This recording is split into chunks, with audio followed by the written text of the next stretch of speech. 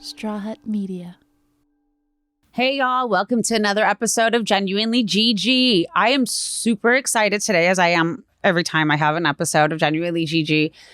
I connected so well in such a short period of time in this podcast with Lauren Ruotolo, which you guys are about to meet in a moment. She's just so motivational and inspirational while dealing with a very difficult hand of cards that she was dealt. She tells a story about how a guy she was dating wouldn't even introduce her to his friends because of the way that she looked. She deals with a lot physically, internally, but mentally and spiritually, she is as woke as it fucking gets. So I would love for you guys to stay tuned because this is going to be amazing. You know her from Shaws of Sunset. You know she doesn't hold back. In this Hollywood, you can get canceled for just blinking the wrong way at the wrong person. So I am always scared and smiling. This is Genuinely GG. Everybody, please welcome Lauren Ruotolo to the Genuinely GG podcast. Welcome, Lauren. Thank you for being here. Hi, everybody. How are you? How are you? How's everything? You are in New York right now, correct? I am in New York City right now, my home, and where I've lived for, oh God, I'm going to age myself 24 years. Come on, you're young. You're very young. Yes. I was born here. You were born there. You grew up in New York. Your last name is Italian? It is. I am an actual pizza bagel because my mom is Jewish and my dad is Italian. So I call myself a pizza bagel. Italian, Jewish Italian or Catholic? Jewish Italian. Jewish Italian. Oh my goodness. I have a lot of Italian people in my life for some reason, and they are all Catholics. So yeah, I don't really know much about Jewish Italians. Is it a big difference between Jewish? No, I don't think it's really a big difference at all. No. I think it's just a matter of how they talk. No matter how they talk. You see, in LA, we're schwitzing over here. We're schwitzing. It's 110 over here. So would that be an Italian Jewish thing or an Italian Catholic thing to say? Well, I'm schwitzing is really a Yiddish word. Oh, I'm learning. I hope I don't get canceled for not knowing that. No, it's fine. You can't get canceled for not knowing Yiddish. Even though the world will probably want to cancel on other ridiculous things. In this Hollywood, you can get canceled for just blinking the wrong way at the wrong person. So I am always scared and smiling. Hi. Hey, Lauren, I am so happy we have you here today. And I get to dive in a little bit with you. I have some questions. I've looked into you. I've done my research and I've seen that the basis to most of your conversations, which we will get to so people can understand where I want to lead this conversation to with you but the basis is more so about the difficulties that you are living with. Can you go ahead and, briefly explain to everyone out there what difficulties you're dealing with? Sure. So first of all, I walk with these every day, and always walk in some sort of platform or stiletto, which I think just sets me apart because honestly, I love being set apart, to be honest, because I love standing out, because I think that when you stand out, people truly react to you. And I want people to react to me. I want people to be happy when they see me, or they, whatever they may say to me. Sometimes it's completely insane. But otherwise, I was born with a disease that is called McCune-Albright syndrome. It affects your endocrine system as well as your skeletal system. And so my bones, to just speak blatantly, my bones deformed at a very early age. They have what you would call these fibrous dysplasia cysts. And so if you look at an x-ray of me, you'll see what regular bones would look like. And then you'll see my bones that kind of go like this. And that's kind of how my hips and pelvis look. And that's because of the fibrous dysplasia that is in my bones. So ultimately they are cystic, they are filled with blood. And therefore, because they don't have like a solid grounding, as I gained weight, as I was growing older and, not an absorbent amount of weight, just like your regular weight, my bones kind of collapsed. And I broke my first femur bone at the age of 18 months. But even before that, I got my period at 9 months old. I read that. I was reading that you got your period at 9 months old and you hit menopause at 8. At 8. Yeah. Allow all of us to understand this a little bit, because I do a lot of reading about medical stuff because I have an autoimmune, but this is my first time hearing about a scenario where a child gets their period at 9 months old. What does that mean exactly? Because you're saying you have an issue with your endocrine and skeletal system. How does that affect your hormonal balance? So your skeletal system and your endocrine system are connected. So have you ever heard that people want to know like their bone growth? I don't know if you've ever heard of that, or like if a child is growing, they'll take a picture of their hands, an x-ray of their hands to see how much growth they have or still to have. So ultimately your hormones are connected to your bones. So that's really, and there's like an enzyme in your bones and your hormones that are interconnected with each other. So basically the reason why I menstruated at the age of 9 months is because my pituitary gland and my ovaries were not speaking to each other. They were like basically in a fight. And that makes sense now. Your pituitary gland and your ovary are supposed to work hand in hand. They're supposed to be like a team. So when your pituitary gland tells you to drop an egg, you drop an egg. But mine are kind of like, I say they're in this like hamster wheel going against each other. And so I was producing estrogens. And then when you produce so many estrogens, you actually just drop an egg. And so because my body couldn't regulate itself on its own, it tries to regulate itself by dropping an egg, which is, as you know, when you get your period.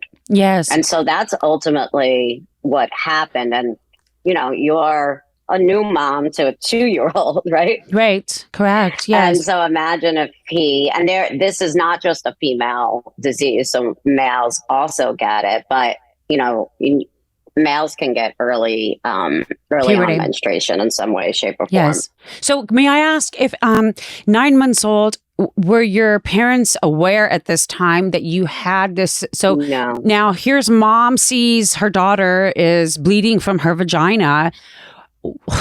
I can't even picture as a mother, I would freak out. What happens in a situation? Was that when they were aware? Could they have known while you were still in the womb? Are there testings that are done for this when you're pregnant? Anything? Nothing. No. So actually there is no testing for it, even though they consider it to be a genetic disease. It's not detected in any which way. You have to actually wait for symptoms to occur.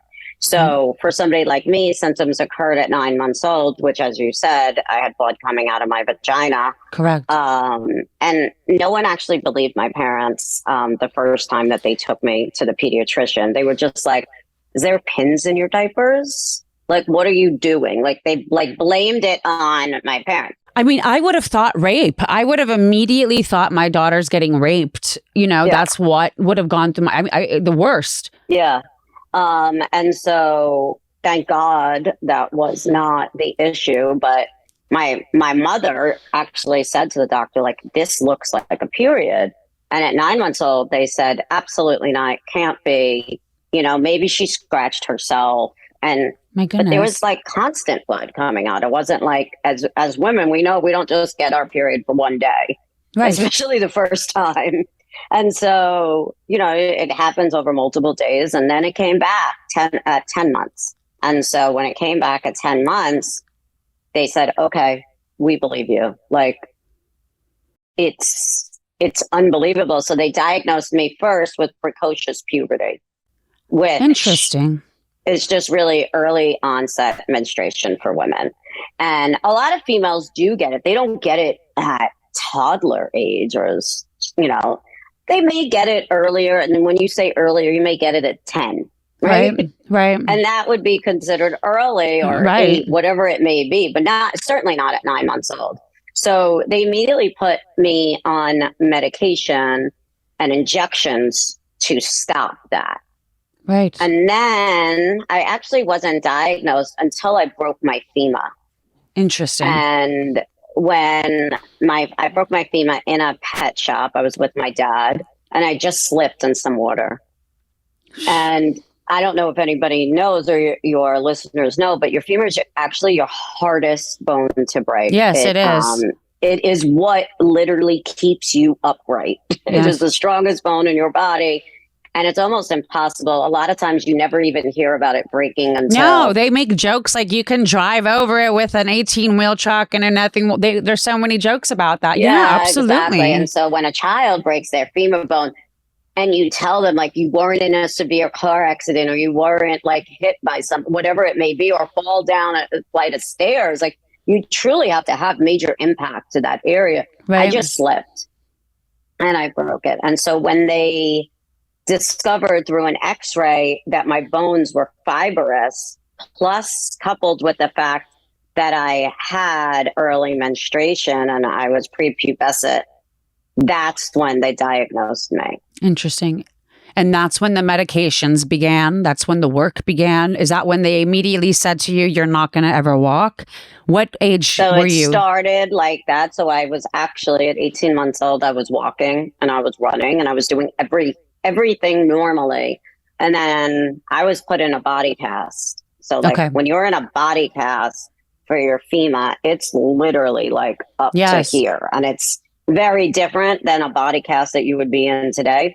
It was like up to like a knee on one side and full length on the other side. And then like right below your breastbone and 2 holes.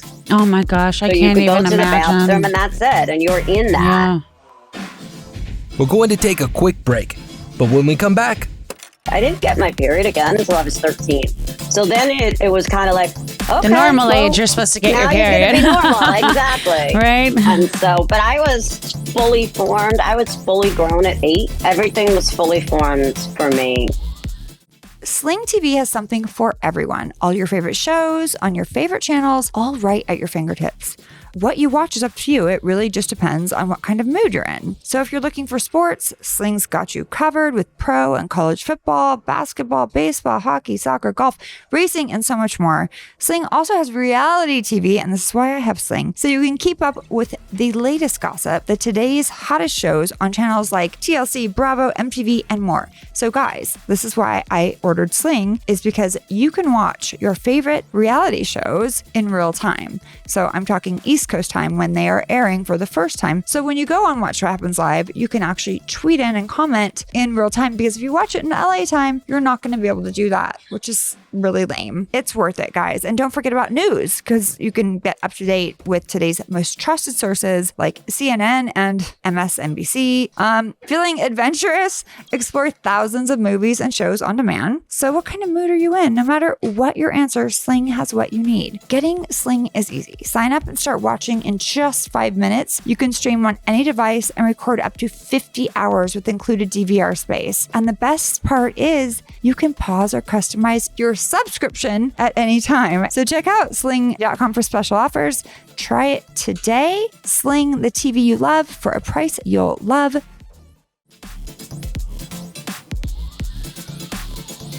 And so it really wasn't until my bones just truly started to weaken that I went from walking regularly to a walker to a cane. And then ultimately they wanted me to sit in a wheelchair. And that was about the time that I turned 5 years old. And that was a true pivotal point for me in my life. Do you remember it? Can you specifically touch the... don't remember it. And I think that's the good thing about not remembering it. I remember certain actions and certain feelings and noises, and like it's weird. Like I kind of like it like to be like tight things like tight on me, and I think that's because I was always in body casts, and then I was actually in a back brace for 8 years, and so there were just sensory things that I Right. have that kind of like tip me off a little bit.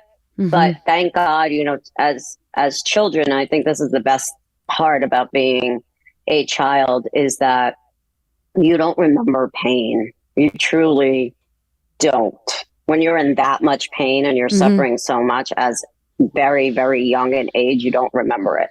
And that's honestly, it's a miracle for you. Yes, when you're born into that, it's a different concept. Absolutely. Yeah, absolutely. Like you wouldn't want, if God forbid, if something happened to your son, you wouldn't want him to remember that same memory that you do because that's course going not. to live with him forever. And so I don't remember it, but it was a pivotal point, and I had a huge voice. I was like a big brat, you know, like I wanted what I wanted. I didn't Yes. understand what was happening to me, just like any 5-year-old. And I just wanted to play and I wanted to do the things that my friends were. Right. You know, I also had a baby sister at that point that was 2 years old and she was walking and we wanted to play together. And there were just all of these things that I wanted to do where I didn't see the reason that I could not. Yes. And people were always telling me, you can't. Mhm. No, can't. Mhm. No, can't. No. And so what was happening to me inside, like I became a little angry and I was like, well, no, like I'm going to do what I'm going to do. A little rebel. Yeah, absolutely. Right? And thank God I had the proper health care, the supportive family, and a woman by the name of Carolyn that we found after months and months of searching for a proper physical therapist. And she was like a total badass that Mhm. didn't take no for an answer. Like she was Amazing. like, if you want to, you can and you will. Absolutely. And I love that. has now really, truly been my attitude for everything. Yeah. And you seem to, I've checked out your social media. I've looked at your Instagram and I've looked at your website, and you really do have this motivational energy to yourself. You know, you exude self-confidence within yourself. And then I see your Instagram, it's very personal for some people. If it's not about business, it's personal. Right. And I really wanted to understand you through your Instagram and what you post and the things that you do. I noticed in one picture, I'm so sorry for saying this, you do have breasts. Mm-hmm. And I'm trying to understand, was that something that grew because you did menstruate at 9 months old and menopause at 8 years old? How and when did the breasts grow in? I had breasts before I went through menopause, so I could have probably worn a bra at the age of 5 or 6. Wow. I did, and I had, full pubic hair too. You had pubic hair too. Were you able to get pregnant at that time? Would you have been able to get pregnant? I guess. Yeah. I mean, to be honest, thank God nobody did that to me. But yes, I absolutely could have. I have decided against pregnancy for my own health at this state. But yes, I mean, like if you are menstruating, you could have a baby. You could have it. But your body, I mean, I can only imagine. I remember being pregnant. Our bones are really supporting our entire stomach up. It's just so heavy. So I can't imagine how the impact would be on your body. That must be. Yeah. And imagine my pelvis is on a 90-degree angle. So you rely on your pelvis to hold that baby up. And so like all of my organs are kind of like scrushed in like one central area of my body. And so like I have one ovary that's like by my kidney, another ovary that's in a different position. And so it would be, and I wanted to be pregnant and I thought that I really wanted to try, but ultimately I would have to be on bed rest from day one. From day one. What good is that going to be for me or for the child? Because if I don't have any sense, any kind of mobility, my bones will weaken. Well, may I ask how can you get pregnant? Well, they took me out of menopause at 8 years old. So then they gave me injections and new medicine so I would get my period again. Because they can suppress it because it was medicine that ultimately they thought that what happened is that at 8 years old, they said, we want to see if you will menstruate on your own. It could take up to 3 years. We don't even know if it's going to work. Okay. But at that age, they were like, we want to try to take you off the meds. So they put me on something else, and that actually had the opposite effect. And it put me into menopause. Now you have an 8-year-old girl that is crying. Yes. That is having panic attacks, that is sweating in class, and she has no idea why her body is reacting in this way. And so I do remember physical therapy, and I had to walk up and down my parents' hallway, like where all the bedrooms were, because it was carpeted over there and it was safer for me to walk. Yeah, and so yeah. just like crying and yelling at people and cursing and not knowing why, I had these extremes of emotions. And so my parents, once again, took me back to the doctor and said, there's something going on with her. I don't know what it is, but she is not the Lauren that we knew a month ago. Right. And it happened pretty quickly. Again, similar to how I got my period, I went into menopause very quickly as well. But by changing the medicine, ultimately, like changing of the guard, they were able to suppress it again, and then gave me medicine to stop that. And then again, like about a year later, we're like, okay, let's try again. And nothing happened this time. I didn't go into menopause, but I also didn't get my period. I didn't get my period again until I was 13. So then it was kind of like, okay, the normal age, you're supposed to get your period. Now you're going to be normal, exactly. Right. And so, but I was fully formed. I was fully grown at 8. Everything was fully formed. And your height, because of your disease, is 4'2", but 4'6" with your heels on, because you live in them.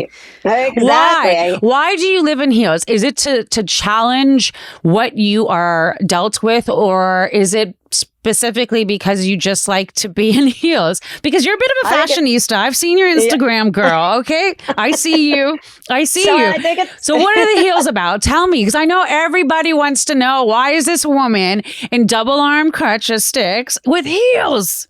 I know. Well, yes, fashion is totally part of who I am. Yeah. My father was a hairstylist, or is still a hairstylist. Yeah. My parents owned a hair salon together, so fashion and beauty was always part of who we were. Blood.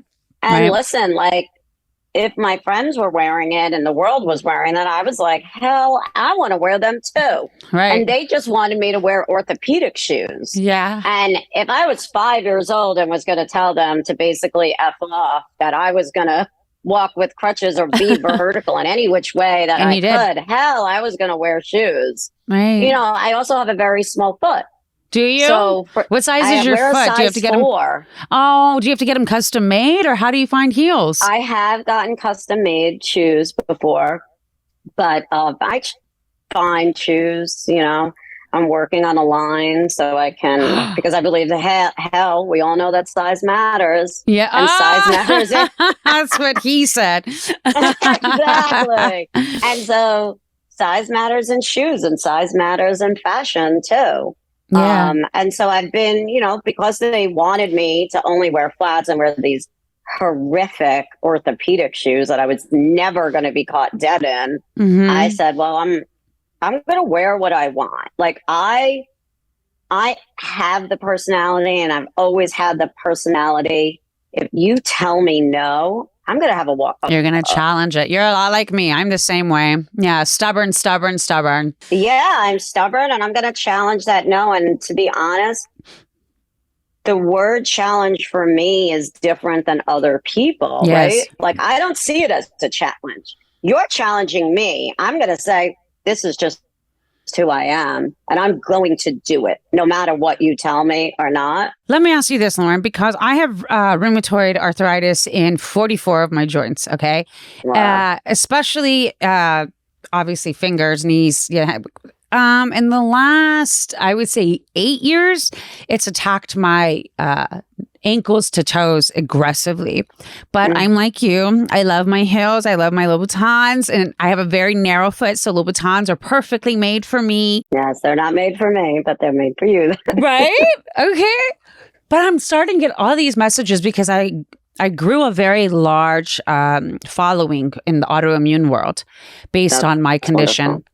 Over the years, I've just been really trying to address people and give some motivation to that. Like, it's okay. You have the disease. It does not have you.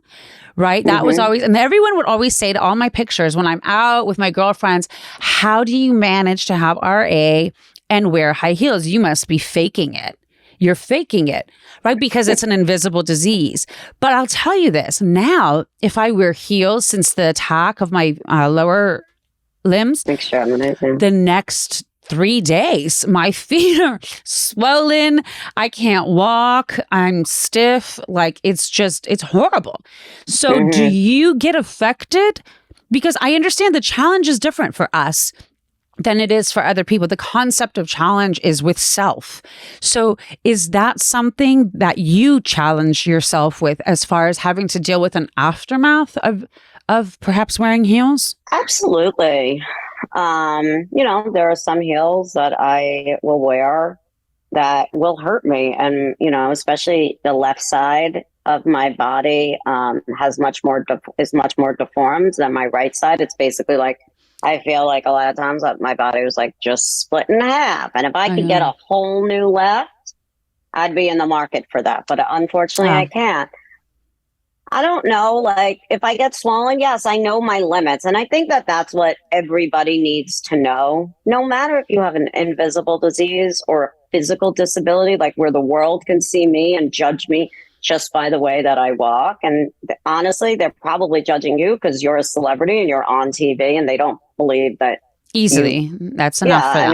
I mean, they're just ridiculous human beings, to be honest. Yeah, that's very true. You're right under 30,000 followers on your social media, Instagram.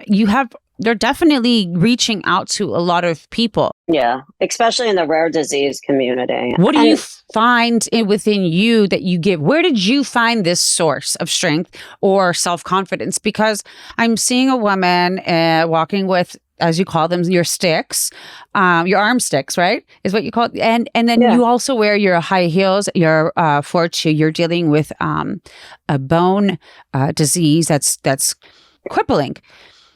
How do you find the strength? Because we all deal with so much shit. And everyone always says, I always say this, everyone has something wrong with them until we meet someone who has worse wrong with them than we do.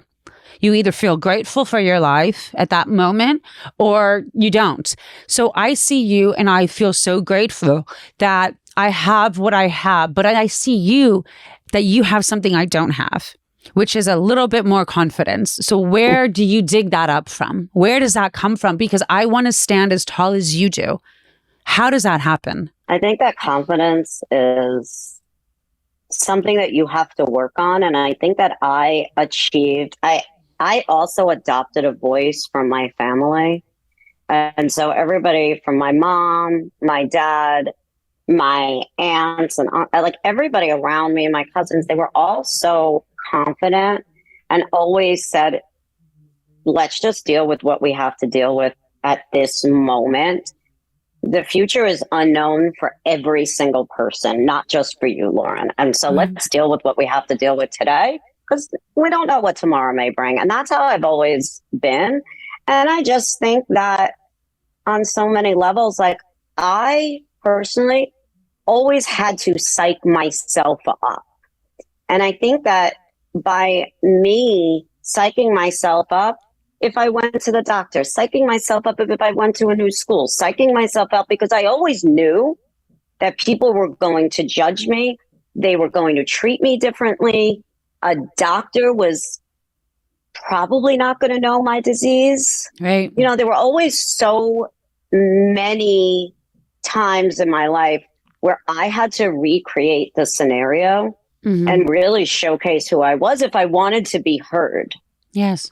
And I think that when you have a rare disease or you have anything that is a little bit different, if you really showcase a voice, hopefully people will accept you for who you are because your voice will be louder than the disability. Your voice will be louder than the pain you're feeling in your joints, you know, And it's just a matter of saying, like, if you don't like me, great. I don't need you in my life, or you have a million questions. And I would rather people come to me with questions than talk behind my back and say, oh God, that poor girl, she must live a terrible life. Or, you know, like, you have no idea what my life is like. I have no idea what your life is like. You know, you are just assuming who I am and my feelings. Yes. Because I'm putting myself out there and I'm walking past you. Right. But you know what? You really have no idea. And ask me. Like, and I just feel like if people stop treating people like me or like you as like a patient, or like whatever you want to be physical or mental about you, just ask the person. We're going to take a quick break, but when we come back, I get to the point where I cry, you know, to my dad, my mom, and I just say, I'm just tired of being strong. I'm tired of being strong for people. I feel like I spent so much of my life on TV, on social media, trying to show everyone that you should be strong. You know, I actually feel like I deal with the polar opposite than that, because you have a visible disease. I have an invisible one. So I never get anyone's empathy because of that. Because I take care of myself. I make sure I look good every time I leave the house. It is my form of masking how much pain I'm dealing with inside, because I get to the point where I cry, you know, to my dad, my mom, and I just say, I'm just tired of being strong. I'm tired of being strong for people. I feel like I spent so much of my life on TV, on social media, trying to show everyone that you should be strong. It's okay. You've got it. And I had to put up that whole facade all the time too, in order to make people think that that's how you need to be. And I forgot that I was dehumanizing myself. I was just a walking drill until I don't know what it was. I think IVF, all those goddamn hormones I was pumping inside of me. But I realized it's okay that I'm going to say, I can't. I'm in pain today. I can't do it. I can't. Yeah, no, and I think that that's why, like, at least on my social media, now that you can activate your voice and your feelings in different ways, I really try to show the good and the bad with always like a certain tone, whereas I will get through this, because this isn't going to be the last time I need to get through something. But I want to be helpful to others that are also feeling the pain. Yeah. And all of our pain is going to be very different. You know, sometimes I may have similar pain to you because I have joint pain now because of walking with crutches for 40 years. I saw your post about that. Yeah, I saw that. Or, you know, like I got a machine yesterday and I'm like hooked up to this pain machine and is that like one of those things that you get at like the chiropractor or acupuncture for the No. Let's tell us like what inside. It's inside of me. Oh my goodness. Yeah, I just got this new. And that's from all of the tension of your sticks for exactly all your life. Exactly. Yeah. And so I have like early onset arthritis in my neck because I'm going like this forever. And so, yes, it's part of the disease. The disease isn't really giving me the arthritis, but it's the effects of it. And so I think that I need to be strong for others, so I'm stronger for myself too. Like, because I know, like, I have sleepless nights. Of course. Listen, I have this machine on me right now because I've been in so much pain. Right. But I'm not going to let it stop my life. And that's what I've really learned. Because if I let it affect me in every single day, and I'll just be miserable. I will just be a miserable bitch. Well, we can all be miserable bitches with or without the pain, Lauren, honey. We know we can do that. We're able to do that. Yes. What advice would you give me, Lauren, if I were to say to you, as I was just saying, like I'm having a hard time being strong so much for people or publicly. What piece of advice would you offer me and all those people watching and listening that need to be the strong one in their family or have to always keep face in the workplace, you know, if they're being bullied? What advice would you be able to offer? I think that I would say be vulnerable when it's necessary. Show people your pain sometimes because it makes you human. Yeah. And that's what I think is really important for people, is that we are all human. We are all human with different things. So you don't know how I feel. I don't know how you feel, but we all have feelings, and everybody feels pain sometimes, and everybody feels happy, and everybody feels sad. This is like a common denominator that we have. So like sometimes I have to show that vulnerability, and sometimes I have to slow down. And I now always thought like you, like I can't do that because if I show them, then I'm going to be weak. Right. And I don't want to be weak. Well, I've changed my tune because I've accepted myself more. Right. And I think that you have to come to acceptance. Acceptance is really Big. important. I don't care what you're going through. Even if you're not going through anything, you still have to accept yourself for who you are. Absolutely. Even in the 12 steps, the rule number step 1 is, you know, admitting there is an issue. And they say that's the concept of acceptance. Yeah. That's the concept. You know, I didn't want to, I could tell you stories of, I didn't want to accept myself in dating. Yeah. Because I was like, oh my God, the boys, they're not going to want to date me. They're going to be insecure that I, you know, walk with crutches, that I'm short, I'm going to stand out to them. And trust me, people have said that to me. Terrible human beings have said that I have gone out with, says I can't date you because people are looking at us in different ways. They have said that to you? Oh, yes. Yes. They have not. I dated somebody for almost a decade. And like the first 15 months, I didn't really meet any of his friends. And I said, why don't I meet your friends? And he was like, oh, well, you will. I said, no, why haven't I met your friends?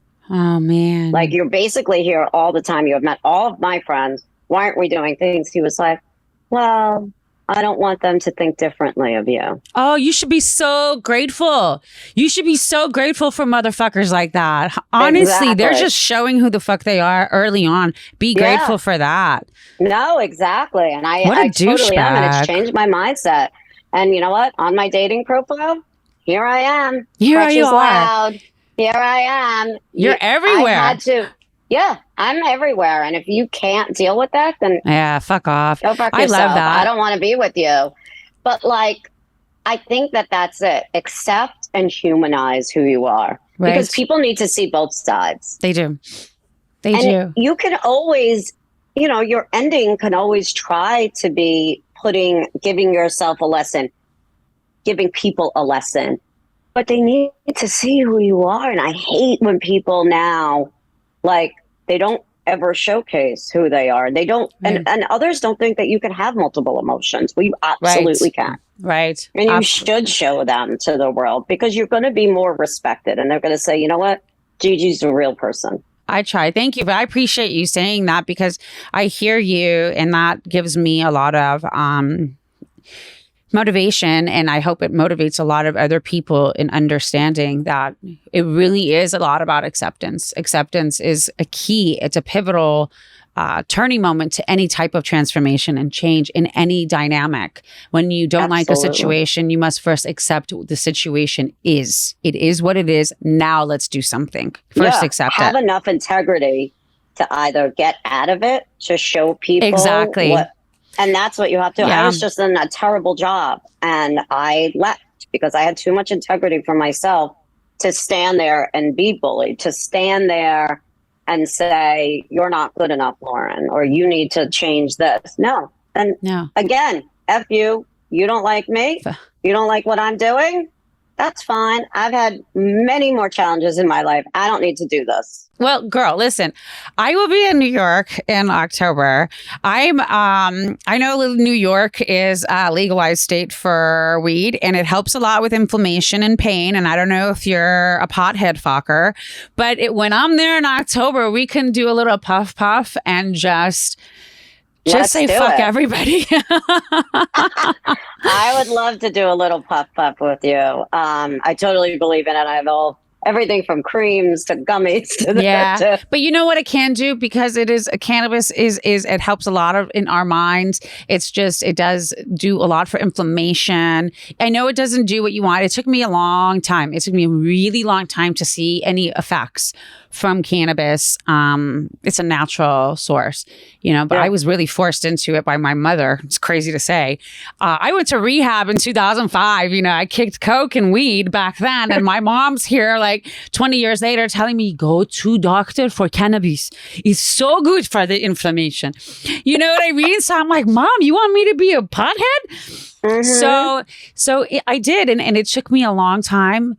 I tell you, a quick shot of chemo in my stomach that I do every week is a lot faster, a lot more, affects the pain a lot faster, but I deal with the side effects of all my medications, which I'm sure you understand as well. We all do. It's a lot of side effects to all this stuff we take. But we have to do what we have to do. And I would love if I would never, ever, I don't see anything different about you. I think when you get to see someone's soul, all you see from the outside is just what radiates from within. So I'm sorry you've had to deal with any douchebags. I will be more than happy to fucking tell all your little trolls to fuck off. Okay? Thank you. Yes. So I would love to meet you in October, and I'll be in New York. I would adore that. Let's take a walk together. Absolutely. I would love that. I'm going to be launching my sex toys, Intimately Gigi, at the Museum of Sex while I'm out there. So I would love for you to come. Yeah, we can have a little shimmy. Yeah. Yes, let's do it. That sounds amazing. Oh my God. Lauren, thank you so much. Where can people find you and read more about you and get inspired by you the way I've been? Sure. So my book is entitled Unstoppable in Stilettos. Of course it is. Of course, right? Like, what else could there be? Unstoppable in Stilettos, as she is. Yes, my Instagram is just at Lauren Ruotolo. Twitter, at Lauren Ruotolo. LinkedIn, whatever here I am with my name. And then laurenruotolo.net is my website where you can see me walking, see me talking, see just how I live. Seeing you thrive is what people will see. Thank you so much. Thank you. I really appreciate you being here. It means a lot. Thank you, Lauren. Thank you. I can't wait to see you in October. Yes, I'll see you in October. I'm going to actually get your number from Ryan right now, and I'm going to text you. I would love to see you. Thank you. I'd love to see you too. You're contagious. You walk, and I feel like we just have like that inner feeling. Yeah. It's so similar. And I mean, you're contagious, girl. Oh, thank you. I can't wait to meet you. I love your shirt. I love a midnight ride. Thank you. It's so much fun. It's like 110 over here. So I'm trying to and I'm in boxes because I'm moving. All I pulled was the top of whatever is at the top of the box. I'm so happy you like it. I did right by a fashionista. You did. I love it. All right. Thank you, Lauren. Thank you so much. It was an honor to be on your show. Absolutely. Thank you for being here. Thanks for listening to Genuinely Gigi. Download new episodes every week. And if you haven't already, subscribe. And be sure to leave us a rating and review. And while you're at it, check out some of the other great shows available on Straw Hut Media.